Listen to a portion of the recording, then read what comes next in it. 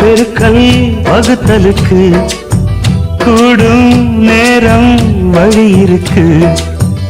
இருக்கிற நாள இருவரும் சேர்ந்து இணை பிரியாம கழிச்சிட வேணும். ஏதோ ஏதோ சொல்ல தோணும். அட உன்னோட உன்னான மூணாகும். அது இப்போதும் எப்போதும் தேனாகும்.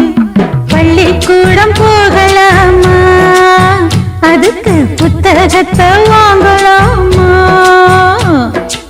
எல்லோருக்கும் நல்ல பாடம் சொல்லாமலே புரியும் பாடம்.